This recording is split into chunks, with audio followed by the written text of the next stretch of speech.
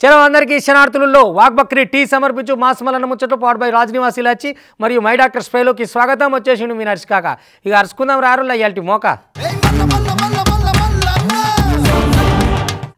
మొత్తం మీద social media వచ్చినాక ఈ గోడలకు పేపర్లు వేసుడు ప్రచారం చేసుడు కరపత్రాలు వంచుడు ఇవన్నీ పోయినాయి కదా ఇక ఏమున్నా సోషల్ మీడియా ఫేస్బుక్ వాట్సాప్ ఇట్లా గూగుల్ మ్యాప్ ఇదంతా ఉంటుంది కదా అగో వాటిల్లో చేసే ప్రచారాలకే ఖర్చు ఎక్కువ పెడుతురట ఇక ఇప్పటిదాకా అన్ని పార్టీలు కలిసి ఏం కోట్లలో పెట్టిరట 60 కోట్ల దాకా పెట్టిరట అందులో ఒక బీజేపీ పార్టీ 30 కోట్లు పెట్టిందట గూగుల్ ప్రచారానికి అగో గంత ఖర్చు చేస్తున్న చూడు ప్రచారాలకు ఇవాళ మెయిన్ మీడియా కంటే సోషల్ మీడియా ఎక్కువ అయిపోయింది కదా ఇగో ఆ దెబ్బతోటి ఇట్లా ఖర్చులు పెడుతురన్నట్టు ఫుల్గా ఎలక్షన్లు దగ్గర పడుతున్నాయంటే ఒక్కొక్క తీరుగా ప్రచారాలు చేస్తే అనుకోరాదుర్రి అదేది ప్రచారానికి అనర్హం అంటున్నాయి పొలిటికల్ పార్టీలు ఎన్నికల్లో గెలిపే టార్గెట్ గా యాడ్ల మీద ఫోకస్ పెట్టినాయి ఇప్పటికే టీవీలు హోర్డింగులు సోషల్ మీడియాలల్లా ప్రచారాన్ని దుమ్ము రేపుతున్న పార్టీలు ఇక గూగుల్ తో సహా తమదైన శైలిలో ప్రచారాన్ని అయితే ఓ రేంజ్ లో ఎత్తున్నాయనే చెప్పాలా ఇక ఒక్క గూగుల్లోనే దేశంలో ఉన్న రాజకీయ పార్టీలు 2024 జనవరి నుంచి మార్చి నడుమ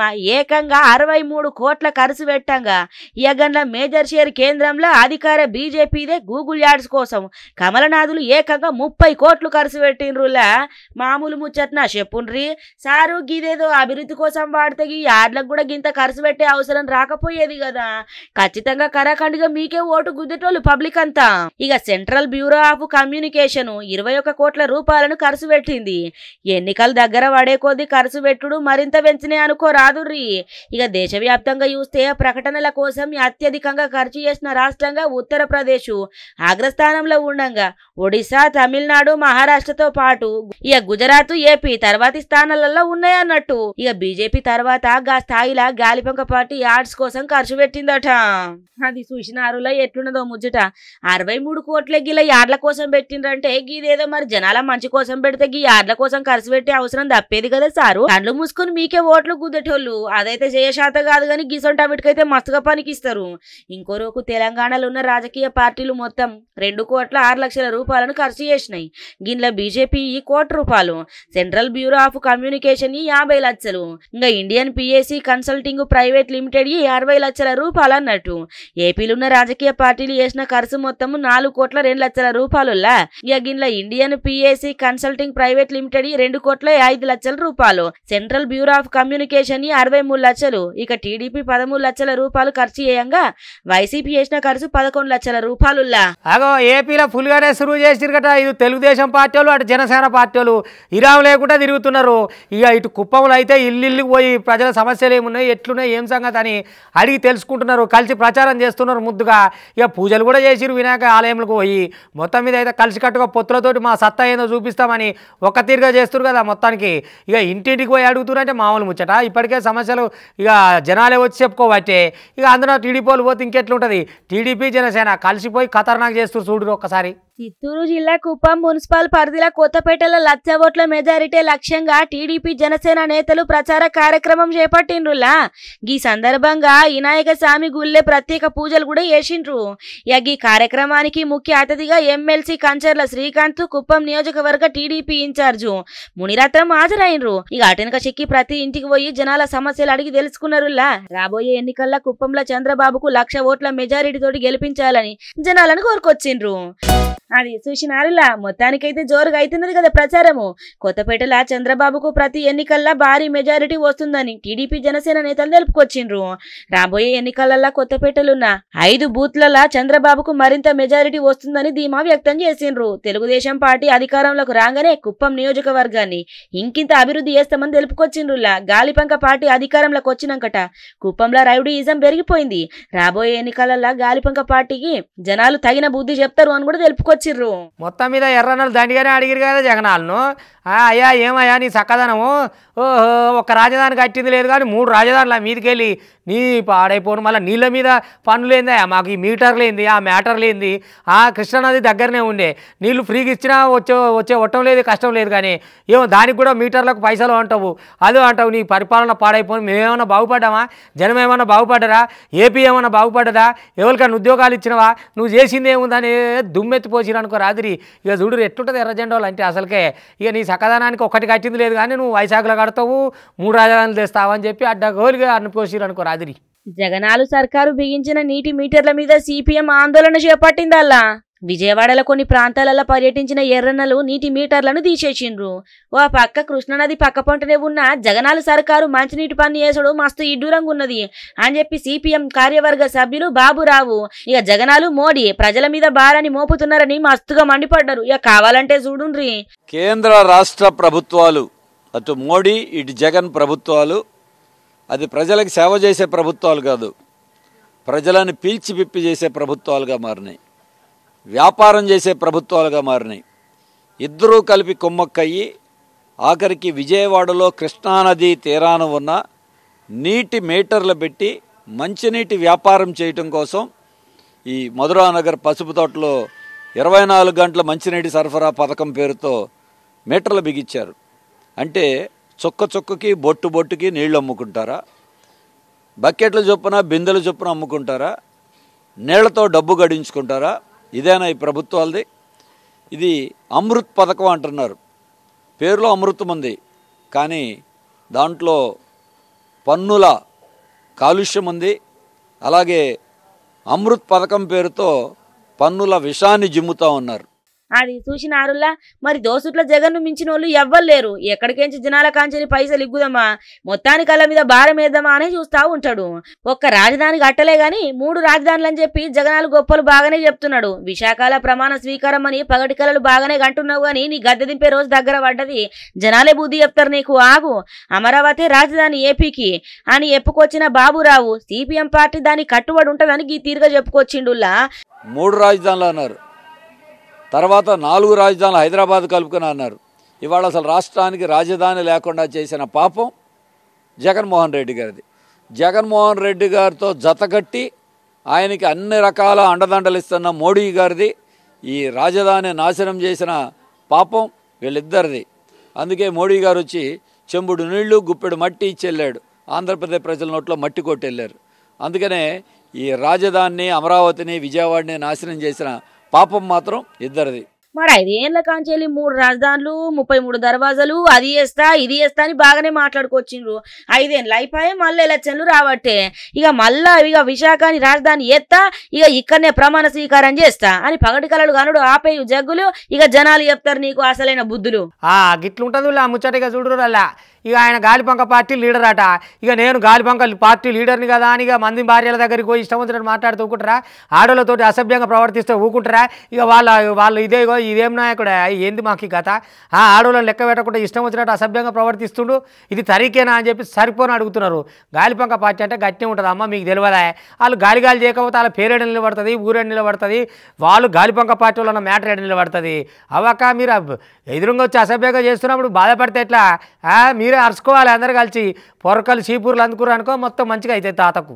గింత అన్నాలం ఉంటది అనుల్లా. గింత అక్రమాలు గింత అన్యాయాలు గింత జరుగుతున్నా ఎవ్వలన్నా పట్టించుకున్న పాప అనబోతలేరు. ఎవ్వల్ని ఏం అనొచ్చేటట్టుంది చెప్పుర్రి ఏపీలా. షెవ్వా ఎక్కలేని అన్యాయాలు మొత్తం ఏపీలనే జరుగుతున్నాయుల్లా. పలాస కాశీబుగ్గ పోలీస్ స్టేషన్ ముంగల ఆగువజాము రాత్రి మహిళలు ఆందోళనకు దిగిండ్రు. ఒక మహిళ ఉంటున్న వీధిలో అధికార పార్టీకి చెందిన చల్ల నారాయణరావు ఇష్టం వచ్చినట్లు ప్రవర్తిస్తున్నాడని చెప్పి ఇంకా పోలీస్ స్టేషన్లో ఫిర్యాదు చేసింది. పలాస మున్సిపాలిటీ 29వ వార్డుల మంచినీటి కొలాయి కాడ మంచినీళ్లు వడుతున్న మహిళల మీద గాలిపంక పార్టీ నేత నారాయణరావు ఇష్టం వచ్చినట్టు ప్రవర్తిస్తున్నాడని చెప్పి ఆరోపిస్తున్నారు. మొత్తం మీద 29వ వార్డు మహిళలంతా కూడా న్యాయం చేయాలని చెప్పి కాశీబుగ్గ పోలీస్ స్టేషన్ ముంగల బైఠాయించి నిరసన తెలిపినరు. గిల్లంతా మేం మనుషులేక కనబడతలేమా, వాళ్ళింట్లో ఆడోళ్ళు లేరా అని చెప్పి మాతోటి ఎందుకు ఇట్లా అసభ్యకరంగా ప్రవర్తించుడు, అధికార పార్టీ నాయకుడిని అరెస్ట్ చేయాలని చెప్పి పోలీస్ స్టేషన్ ముంగల కూసోని ఇట్లా నిరసన తెలిపిండ్రు. ఇక చూడండి ఎట్లున్నదో కథ. వీధిలో పవర్ బోర్ పంప్స్లేర్ ద్వారా కొట్టేశారు. అవి కొద్దిగా వాటర్ వస్తుంది. ఆ వాటర్ దగ్గరికి మేము ఆడవాళ్ళు వెళ్తే ఆడ అసభ్యంగా ప్రవర్తించి ఒంటి మీద చల్ల నారాయణ సార్ మా ఒంటి మీద చేసి తోసాడు సార్. ఎందుకు అలా చూసారు అని అంటే మేము ఎలాగే చేస్తాము, మీరు నయ్యకలు కూడా పీకలేరు అన్నట్టుగా అసభ్యంగా చెత్తగా ఆడవాళ్ళని చూడకుండా అసభ్యంగా మాట్లాడి కారం కొడతానని మాట్లాడేసి ఈరోజు చేశాడు సార్. అవన్నీ మాటలు మేము ఇప్పుడు మీడియా ముందు మాట్లాడాలంటే మేము మాట్లాడలేము సార్. అదని ఏటని చెప్పగలం సార్. అదని మేము పోలీస్ స్టేషన్ కంప్లైంట్కి వచ్చాం సార్. కంప్లైంట్ ఇచ్చాము, వాళ్ళు వెళ్ళారు కానీ ఈ కంప్లైంట్ కి వాడు రివర్స్ అందుకే ఎటువంటి రెస్పెక్ట్ లేదు కాబట్టి మేము ఇక్కడికి మళ్ళీ ఆడితో మాత్రం చాలా చాలా ఇబ్బంది సార్. కాబట్టి అతను ఇక్కడికి వచ్చి మాకు న్యాయం జరిగిన వరకు మేము పోలీస్ స్టేషన్ లో కూర్చుంటాం సార్. అదే చూసినారులా ఇక గిదిట్లుంటే పోలీసుల ఓవర్ యాక్షన్ అయితే మామూలుగా లేదులా. కవరేజ్ కోసం పోయిన మీడియా మీద ఓవర్ యాక్షన్ చేసిరు అక్కడి పోలీసోళ్ళు. మరి పోలీసోళ్ళు జగ్గులకు పని చేస్తున్నారో జనాలకు పని చేస్తున్నారో తెలుస్తలేదు కదా ముచ్చట. జనాల కాంచెల్లి జీతాలు తీసుకుంటా ఇట్లా గాలిపంక పార్టీకి పని చేస్తే మరి వాళ్ళ కండువాలే కప్పుకుంటా అయిపోతుంది కదా సార్, యూనిఫామ్ తీసేసి. ఇంకా ఎందుకు మీరు ఎటు తప్పు ఉంటే గడదిక్కు మాట్లాడాలా గాని అధికార పార్టీ ఇక వాళ్ళకేం మంచి చేస్తాము వీళ్ళు ఎటువైనా పర్లేదన్నట్టుంటే ఏమన్నట్టు చెప్పుండ్రి. ఇక ఈ గాలిపంక పార్టీకి రోజులు దగ్గర పడ్డాయి. జనాలు అన్యాలు అక్రమాలు మస్తుగా అనుభవించిండ్రు ఈ 5 ఏళ్లలో. ఇక జాలు సారు అని చెప్పి మొత్తానికైతే దండం పెడుతున్నారు. గింతన్నల్లం ఉంటుందా? ఇక ఆగుండ్రి ఎలక్షన్లు దగ్గర పడుతున్నాయి కదా, అప్పుడు గడ్డి పెడతారు మీకు మంచిగా అంటున్నారు పబ్లికే. ఇవాళ మంత్రి కోమటిరెడ్డి వెంకటరెడ్డి మస్తు ముచ్చట పెట్టింది కదా నువ్వు. ఇక అన్ని తెస్తాం అన్ని చేస్తాం, ఇప్పటికే వాళ్ళు దోసుక తిన్నది కూడా బయటకు అక్కిస్తాం. కారు సర్కారు ఏమైనా చక్కగా చేసినా అది మొత్తం వాగం చేసింది. ఏమున్నా దోపిడే ఉంది ఏం లేదనుకుంటా ఇటు కారుల మీదకి సురుకులు పెట్టుకుంటేనే మీడియా సమావేశం పెట్టి దంచి పెట్టింది అనుకో రాదురి. ఇక మేము వచ్చినాం కదా మేము చేస్తాం, మీరేం పికర్ చేయకూరని ఎమ్మెల్యేలను దంట కూర్చోబెట్టుకొని దండి ముచ్చట చెప్పిండు. ఒకసారి ఇందాం రాని. ఎన్నికల నోటిఫికేషన్ రాబోతుంది. అభివృద్ధి కార్యక్రమాలు ప్లాన్ చేసుకుంటున్నాం, రోడ్లకు కూడా అనుమతిస్తాం. గత పోయిన సర్కార్ అయితే మస్తుగా దోసుక తిన్నది, కానీ ఇప్పుడు గట్ల కాదు. ఇక 6,000 ఈ స్కూలు మూసేసిండ్రు గల్లంతా. 3 నెలలల్లా 30,000 ఉద్యోగాలు ఇచ్చినాం. 1వ తారీఖున జీతాలు వేసినాం. 4 నెలలల్లా సర్కారు ప్రతిష్ట దిగజారిందని ప్రతిపక్షం కామెంట్లు బాగానే చేస్తున్నారు. గాని మరి 10 ఏళ్ల పాలనలాగా ఏం చేసిందో చెప్పాల నాకు. సంక్షేమ పథకాలు జనాలకు అందుతున్నాయి. కాంగ్రెస్ సర్కార్తోని అన్ని వర్గాలలో మస్తుగా సంతోషంగా ఉన్నారు. బీఆర్ఎస్ పార్టీ ప్రతిష్ట మొత్తం దిగజారింది. ఇష్టం ప్రకారమే ఉద్యోగాలు ఇచ్చినాము, గ్రూప్ 1 డిఎస్సి నోటిఫికేషన్ కూడా విడుదల చేసినాము అని చెప్పి మాట్లాడుకొచ్చిండులా భువనగిరి పట్నంలా రాష్ట్ర రోడ్ల భవనాల శాఖ మంత్రి కోమటిరెడ్డి వెంకటరెడ్డి. ఇక ఇనుండ్రి మీరే. 4 నెలల్లో ప్రభుత్వం ప్రతిష్ట దిగజారిందంట. ఎందుకు? 30,000 మందికి 3 నెలల ఉద్యోగాలు ఇచ్చినందుక, 1వ తారీఖు జీతాలు ఇస్తున్నందుక, 22 కోట్ల మంది మహిళలు ఇవాళ ఆర్టీసీ బస్సులలో ఉచితంగా ప్రయాణిస్తున్నందుక, మన నల్గొండ కొన్ని బస్సులలో మోటార్ సైకిల్ వేసుకొని తిరిగితే వాళ్ళ కళ్ళల్లో ఆనందం చూస్తే నాకు కూడా ఆనంద భాషలు పడించినాయి. బిల్లు ఇదెలా జీరో బిల్లు చూపించుకుంటూ దళితులు, మైనార్టీలు, బలహీన వర్గాలు, అన్ని వర్గాల ప్రజలు సంతోషంతో వాళ్ళు 6 అమలు చేసినాం. 11వ తారీఖు భద్రాచలంలో ఇందిరమ్మ గృహాలు స్టార్ట్ చేస్తున్నాం. ఇన్ఛార్జ్ మినిస్టర్గా ఖమ్మం జిల్లాకు నేను కూడా పోతున్నా. అది చూసినారు లగ్గదన్నట్టు ముచ్చట. ఏదేమైనా ఇక మొత్తానికైతే బీఆర్ఎస్ మీద నిప్పులు జరిగిందనుకో రాదుర్రి.